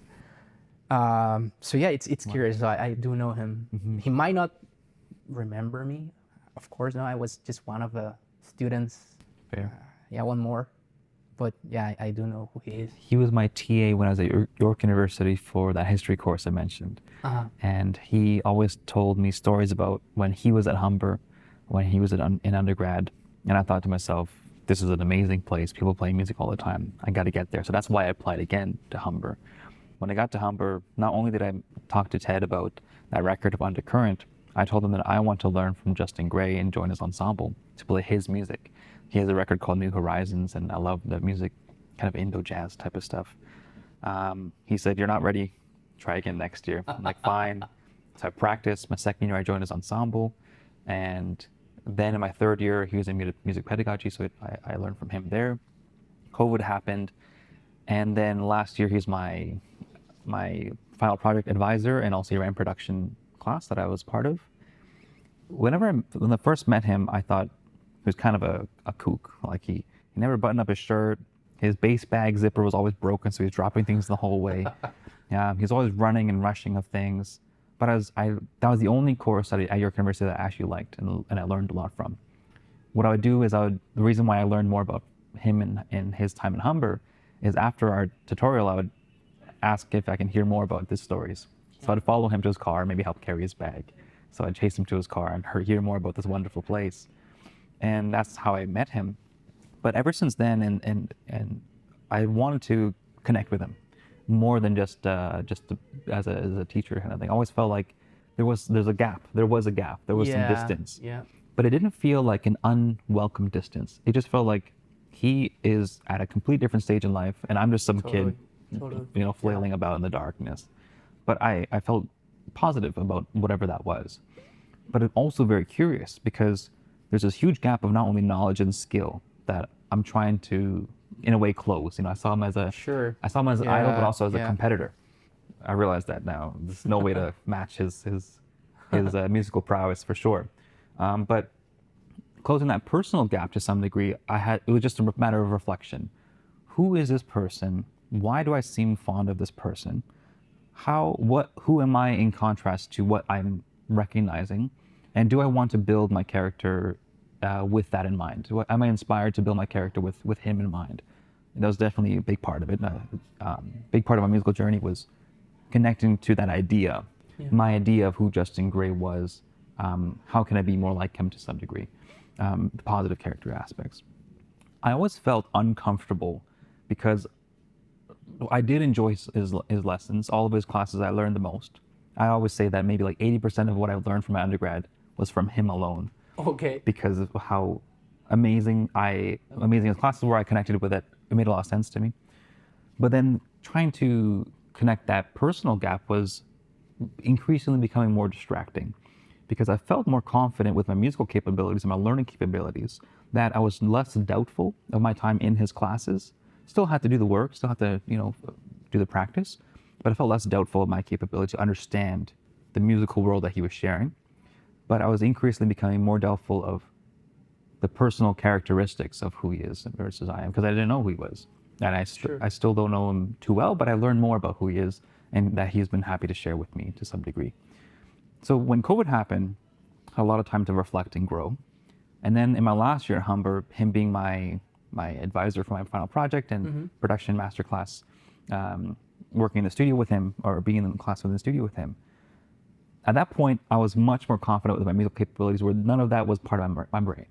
I helped run the sessions. I did what I did in the classroom. It was a lot of fun. I was very comfortable in the studio environment and comfortable sharing my music with him as far as the final recording project went. Yeah. So that part of the conversation was not part of my mind. So every chance I got a chance to interact with him, because I was more of who I was then, almost like the stage fright thing. Yeah. I was able to present myself as who I am. He was also able to meet me with who he was. So I felt like for the first time in that whole journey of basically trying to chase him and like learn from him, little like a fangirl basically. I felt like a fangirl my whole life. I totally get it. Still feel that way sometimes because he's just brilliant. In those meetings, I still ask him about his lunch, ask him about his performance, just like silly things like that. And that was meaningful to me, and I learned a lot from that because I realized, oh, the disconnect was my disconnect with myself. Okay. I realized that because whatever invisible gap distance I felt in the years before was because I didn't know who I was. If I were to say, hello, my name is so-and-so, I'd be lying. I didn't know how to introduce myself to him, where he was somebody I wanted to introduce myself to. And it only took 5 years to do it. No, 6 years to do it. Okay. Well, better Yeah. sooner than later. It was going to happen, right? I'm lucky I had the opportunity. He was, him and Nathan Hiltz, another side story. Nathan Hiltz is a guitar player. Second year, I took private lessons with him. I didn't practice. I worked like crazy. And I felt guilty about not practicing, showing up to my lessons. Oh my God. And then in my last year, the same year yeah. with Justin, I had him again for private lessons. So my second round, I had more time to practice. I felt more calm, really connected with my instrument and his lectures. Nathan and Justin were both my references to apply to my master's in music education. Okay. And both of them were very happy and supportive to do so. Fantastic. And I feel like whatever I've learned, whatever I share with you, but becoming who I am, introduce myself to Justin, and also giving another crack at practice and discipline when it comes to my instrument with Nathan.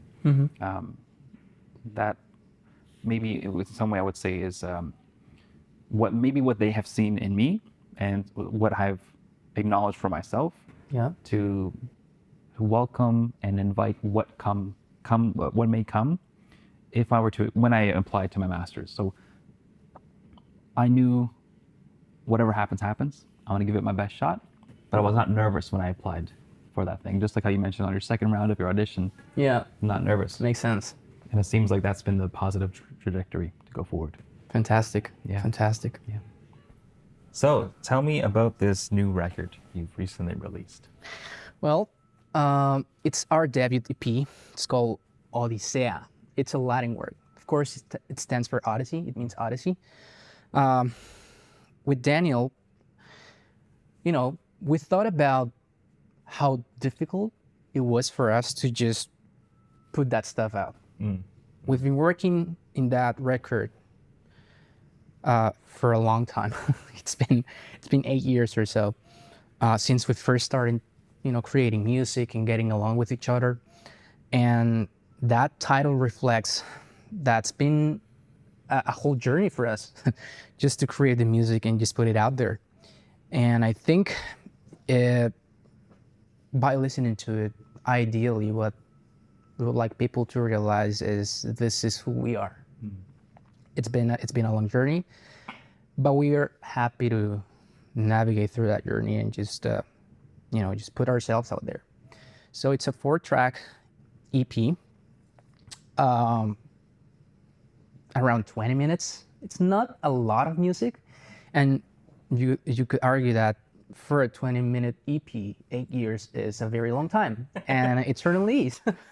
Yep. But if you factor into that conversation the personal struggles that we have both had, the different stages of the project itself, life is very unpredictable sometimes. And in the middle of that, the pandemic struck, and we were both trying to do things.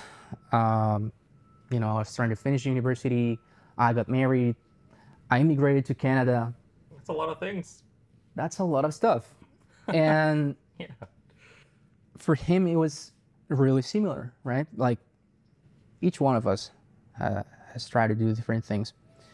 So we were finally able to put it out, and we're glad that we did, that we never gave up. Because at some point, I thought I was not going to be able to put it out, right? To release that music. I really thought that it was going to be an impossible thing, because either we didn't have the resources or the time, many different things. So we're very happy that the music is finally out, that people can listen to it, and that I can finally share with everybody who I am, musically speaking, because that's really who I am. Like, that music represents what I truly feel I am as a musician. and that's fantastic. It's instrumental prog rock, as I told you before. Hopefully, if you really are a bit curious, you can start finding a lot of other influences that are not really, classic rock influences, but other stuff. There are a lot of vocal things in there, a couple orchestral arrangements in there as well. So I try to explore as many things as I could and condense that into a 20-minute EP. It was released on March 7th. So it was right on time for my birthday, which is March 8th. Wow. So yeah, every time I become older, I'll remember that I released the record on the day before my first record, but hopefully not the last. Yeah. Could you tell me a little bit about each song on that EP? Absolutely. So the first song that I ever created, and the reason why Daniel and I got together, is Natura, which is the track number 2 in the EP. When I created that song, it was completely different to what you're gonna listen to right now. I had a very, rudimentary version of it, if you would like to describe it that way. It was, of course, just a vague idea of what it is now. But that was enough for Daniel to get interested about it and kind of like tell me, yeah, I want to be part of that. Right? I was just getting started at university, probably the second semester or something. And I shared that with him, and he was like, yeah, I would like to add some drums to that, and let's get together and let's start playing and let's see what happens. Back then, I didn't have a lot of expectations about that, but turned out to be great to just play with him and kind of see how slowly Natura was taking or evolving, let's say. Yeah, it was transforming into something else. And as I started becoming more involved into my degree, like every time that I played my music, I started wondering, okay, what else can I do, right? So Natura, let's say it was the first attempt for me to kind of like talk to myself about who I was, musically speaking. And it allowed me to also know who Daniel was, right? When we finalized that track, we realized that it could be improved, but that we wouldn't want to force it. So what we did was we finished that track, we just continued doing other stuff, and eventually we came back to it after a few years. But let's say that was the first track. We ended that track around 2017 or so. So we stopped it there, and then by that time we were both playing as gigging musicians for a power metal band. That allowed us to travel to a bunch of countries, including Canada. Cool. and the US, which is why I fall in love with Canada when I first came here, like in 2018 or so. Wow. So It's a good time. yeah, 2018. definitely. Yeah. Definitely. I still remember being on a taxi going through Spadina Avenue. I still remember, I still have a picture about that, and I was like, Great. yeah, great. I didn't have beard or whatever back then, it was fun. So yeah, we continued to play together for a while, and then when we were back home, we started kind of like trying to create more music. My first idea was, okay, what if we use the harmonic and melodic theme of Natura, right? But we transform it into something else, Yeah. right? By that time, I was obsessed with Jacob Collier. Like, I cannot tell you enough about how obsessed I was with his music and the way he just like became so popular, right? And he was talking about negative harmony. That's one of the many things he was talking about back then.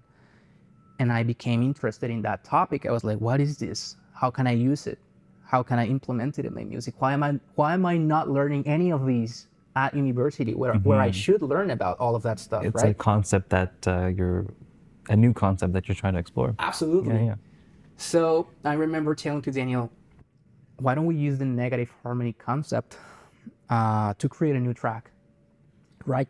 This track is gonna be kind of like the alter ego of Natura, Cool. right?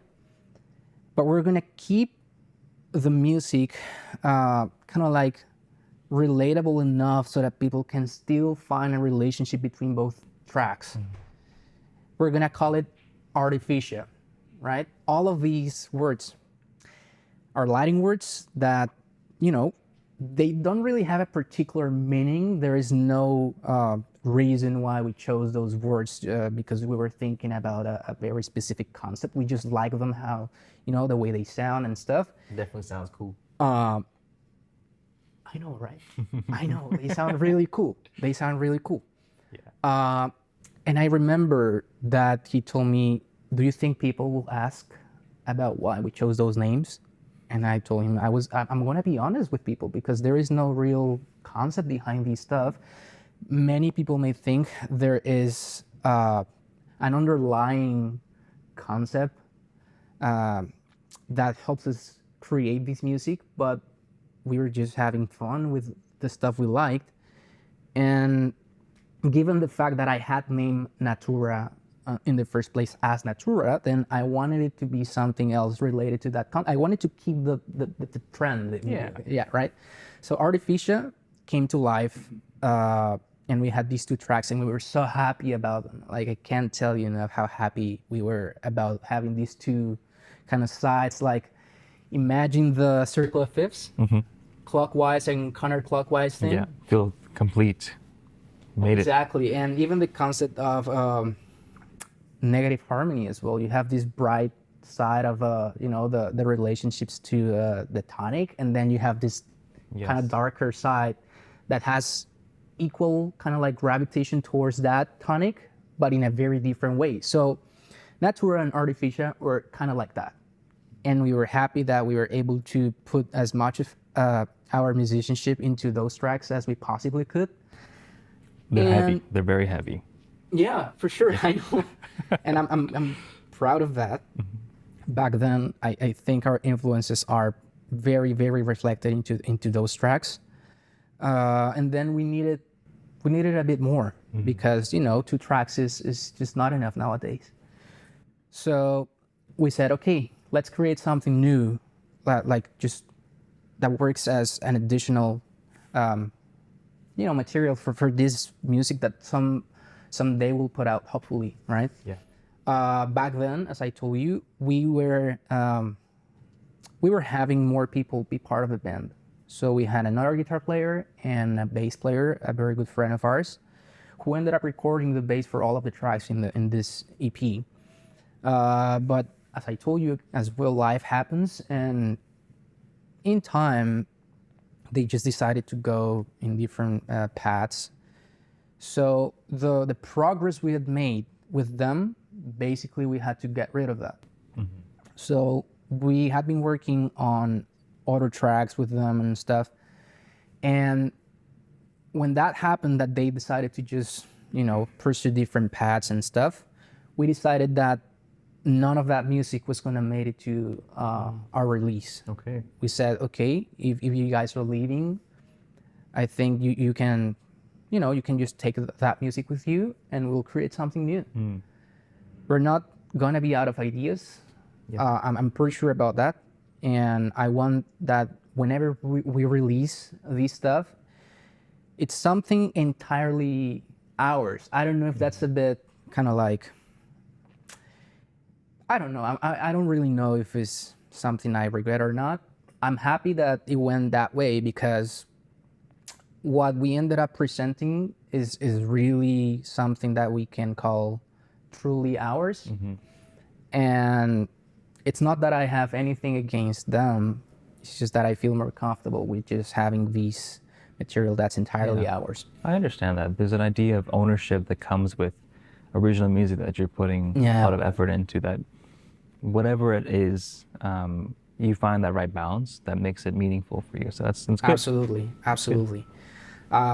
That being said, I still talk to them. Of course, they're great people, and we're happy to just continue talking to them on a personal level, right? Despite the decisions that each one of them took. That's great. So yeah, for sure. And of course, I shared the EP with them just even before releasing it, just for them to kind of like listen to what we ended up creating. Yeah.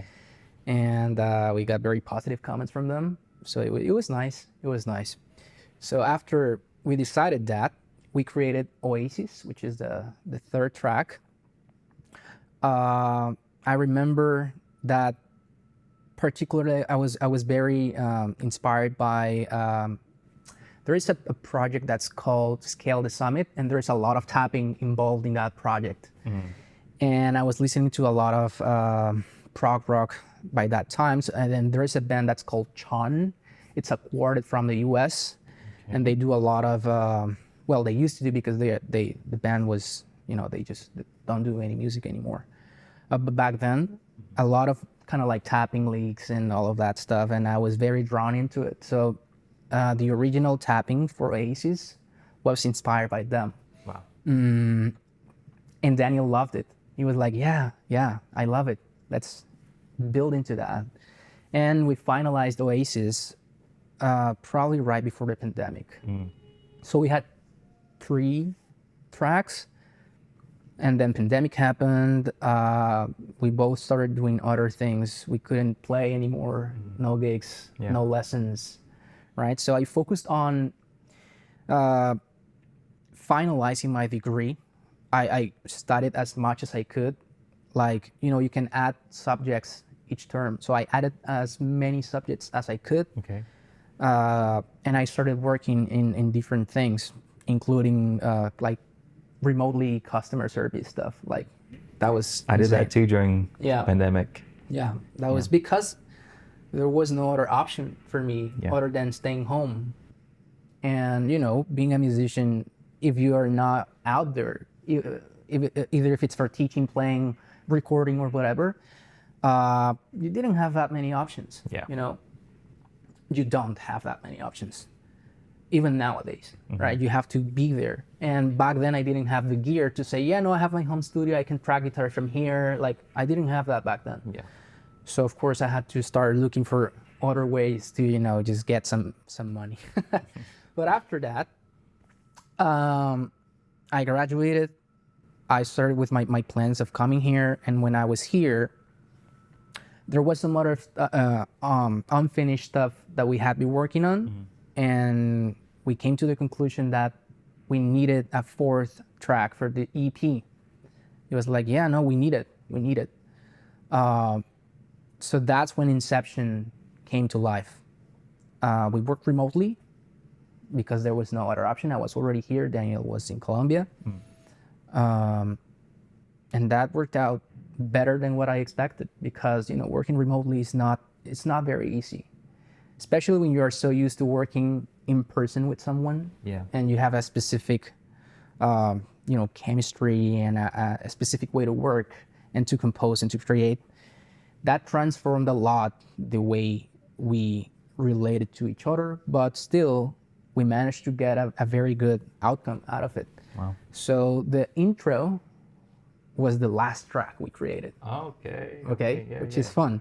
But we, like, being aware that we needed an intro for the EP, having all of the material already finalized allowed us to create something that could easily relate to all of those tracks. You know what I mean? So because we had the harmony, the melody, the rhythm sections all laid out already, we started kind of like taking inspiration here and there from each one of the tracks to create something that could somehow let people know what they would be listening to. It kind of becomes its own color palette that then you can paint the whole picture with. Exactly. Yeah. So it's a short track, but I love it. I think it sums up very well what's going to be presented to the listener in the following tracks. And then the struggle for us was, okay, who is going to mix this stuff? Who is going to master this stuff? Like, how are we going to present this to the people, right? And now you have to start thinking about a lot of things that are not necessarily like, they are related to music, but they are not music. You know what I mean? So creating social media accounts, starting to think about marketing stuff, and starting to Album find out covers, album art. how to properly register your work for like copyright and all that stuff, how to get paid for that if someone listened to that in the future. All of these stuff that really is kind of something that for musicians, I can totally understand why it's a struggle, Yeah. right? Because it's time consuming. It can be very stressful. The devil's in the details with all of that type of work as well. If you're not very precise and kind of like have a very specific way to keep track of every single thing, it can become a huge mess. Yeah. Right? So doing that was something that I was not ready for, Daniel was not ready for, but that's when my Humber program, I think it made a lot of sense. It's the music business program. And we were basically, that's what we were talking about mainly. How to release stuff. So you were in that program before you went to work on this part of the album process? Yeah. Okay. Yeah. That's very convenient. Exactly. Yeah. Actually, it is. Yeah. It is, because it got here in the right time for us. I learned about publishing. I learned about marketing. I learned about royalties, revenue, streams, something that I had never, even researched about before. And that's how I managed to kind of like become the manager, you would say, So having that now with me and having the music with me, we needed to create an identity for the band. So we went to a graphic designer for him to create a logo for us. We talked with him about all of these stuff. The band name is Relative Values. And when you hear those two words and you try to relate that with what we do, musically speaking, it makes a lot of sense, man. There are polyrhythms, there are odd meters, there are a lot of accents, syncopation, all of that stuff. That's essentially part of prog rock. And it can become very relative to the listener. Is this in 5/8? Is this in 4/4? Is this? Is this that? Right? So Relative Values makes a lot of sense, because that's what ultimately it is. Yeah. It is a relative experience somehow to the listener. And in our compositions, somehow we try to keep that in mind when we present the music to the listener. Yeah. We purposefully try to confuse people, but then when you listen to the tracks over and over again, it becomes clearer each time, a bit more. That's been my experience working on Oasis. And initially, I was very confused. And every bar I took it, oh, this is interesting. I'm seeing it connect. I'm feeling a little bit more. It's a process of familiarity in that way. Yeah. And it's every listen, every time you go through it, something new appears. It's very exciting. Absolutely. Yeah. And for us, it was totally the same. When we were creating this music, because we were not dealing with anybody else anymore, we had to start writing all the stuff into Guitar Pro. Drum parts, guitar parts, bass parts, synths, strings, whatever. All of the stuff, like there's a choir section by the end of the song, like all of that was put into Guitar Pro first. So as we were creating new sections, we were writing sections in there, so it was a very consuming task for us to do. But that when we were transcribing the final chart, it was a bit better for us to already have that already there. Yeah. Right? And we discovered a lot of things about our own compositions when we had to transcribe them. It was fantastic. It was like a very revealing experience for us, right? Because when we create music, we don't tend to kind of like analyze before, but after. Yes. We just like to be free and create stuff. And then you sit down, okay, what did I do? What did I just do, right? Like, let's make some sense here. Let's start breaking these down. That was a big part of my experience in jazz school. I mean, majority of the discipline was done through analysis of transcriptions. And then immediately after the analysis process, the workshopping process of those transcriptions, it's like, okay, forget it. Just play some music. Yeah. And it's like, wait Yeah, a minute, yeah, we just spent yeah. like 8 hours on this thing. What do you mean forget it? It's meant to, when you see it from a different angle, you see yourself from a different angle, you hear things differently, and you hope that your intuition has now grown and developed. And then when you're actually playing, it's deeper, it's more meaningful, it's more precise, but without you having to pinpoint every single note. Yeah, absolutely. And, it was not easy to transcribe that stuff. I have to be Yes. honest with you. That was crazy. It looks But crazy for sure. It took me a while to read. A lot of ledger lines. I had to count, but I'm sorry. You have to. I really You have to appreciate do it. having that reference, however. I think it would be much more difficult if I had to do it by ear. Oh, yeah, for sure. Yeah. It is. I don't think I would have been able to do it by ear. No, I think it's fine, With this music, I've realized that you don't intuitively figure out what's happening. You don't. You simply don't, unless you are like a very talented person that naturally understands a lot of things, rhythmically, harmonically, technically. You can't just figure out what's going on. That's a very good point. I made that, like, one reason why I mentioned practice in our conversation today is because when I was practicing your song Oasis, I realized very quickly that this is not something that I can just read. And I think I'm a pretty decent reader for the most part. But it demands analysis, it demands study. Like, this is a giant etude that is on crack.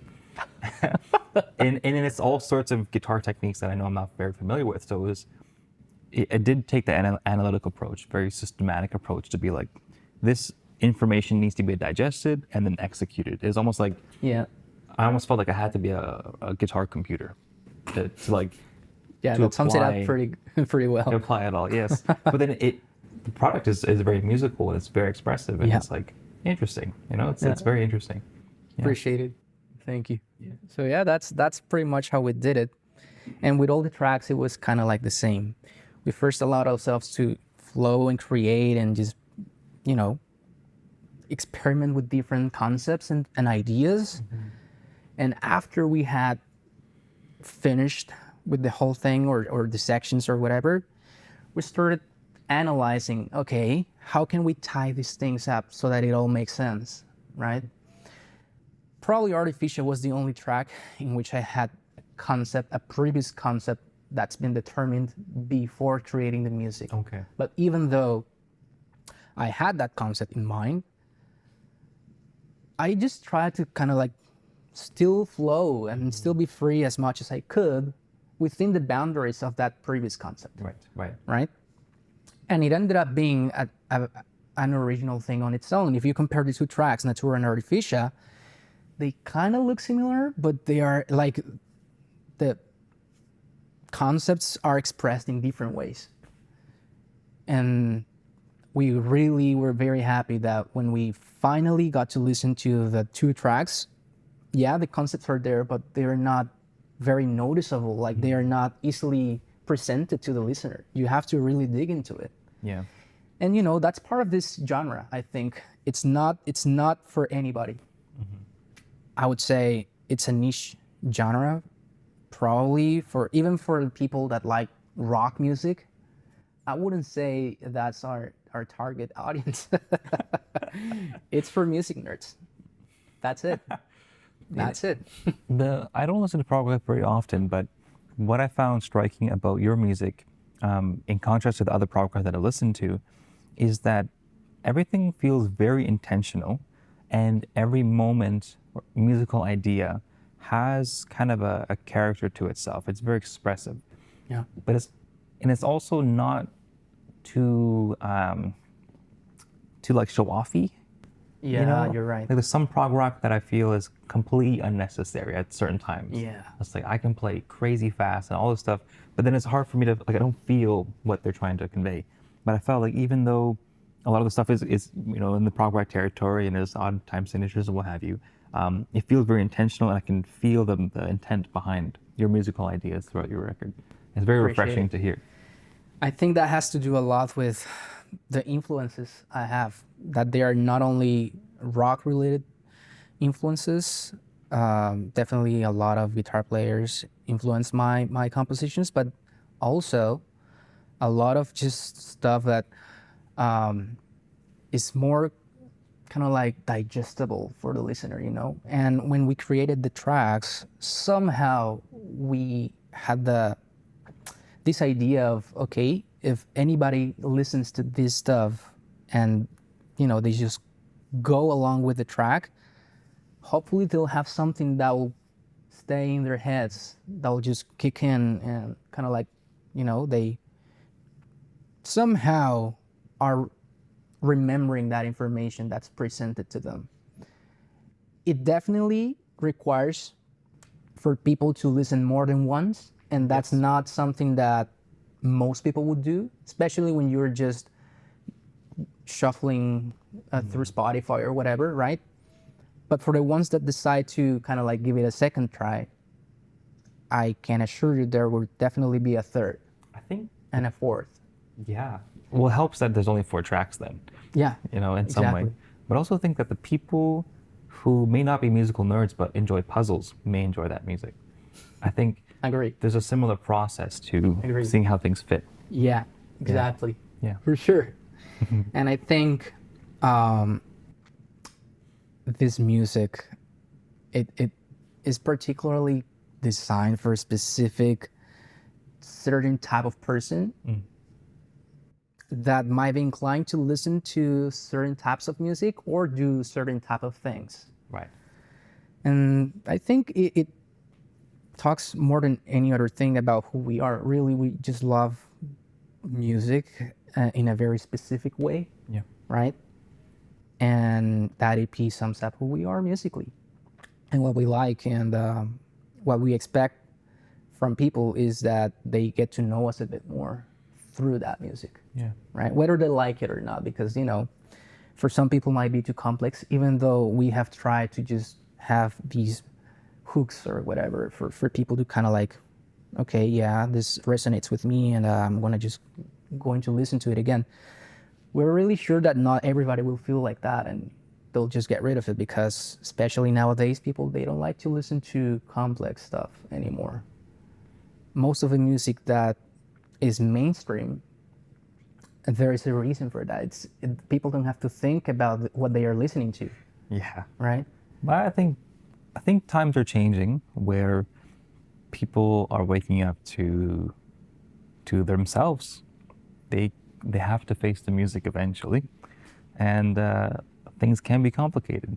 So there's Yeah. Well, if that happens, we will be very happy that more people will kind of like relate themselves to that music, you know, because besides the fact that there are lots of concepts embedded into that material, there is a lot of our essence there. That's literally, that's who we are. In the phrasing, you can kind of hear who I am. There's a drum solo in Oasis, and that can sum up who Daniel is. But just not only in the solo sections, but kind of like in the foundation of the tracks, the basic grooves, the riffs. It all speaks volumes about what we like to do and how we like to play, and hopefully people will understand that and relate to that. Yeah. Yeah. Yeah. Amazing. Thank you. Thank you so much for sitting down with me today. Thank you for having me. And When you sharing. told me about this, I was very excited. I was looking forward to it. So Wow. thank you for thinking about me, and I really hope you continue, you know, bringing great people to this room and in this space, because with our music, as what happens with our music, I'm pretty sure other people's music is out there and needs to be shared and discovered by more people. And this is an opportunity for me and for people in general to kind of like have a chance Yeah. for their music to be heard. And that's fantastic. Well, you did all the work for allowing the chance for your music to be heard by creating it, So thank you for doing the work that you do. Appreciate it. And sharing a lot about who you are today. I'm sure many people who discover you will greatly appreciate the chance to hear what you have to say. Thank you. I hope so. I hope so. Yes. Carlos, everybody, internet. Yes. It's been a pleasure. Yeah, likewise. Yes. Great job. Thank you.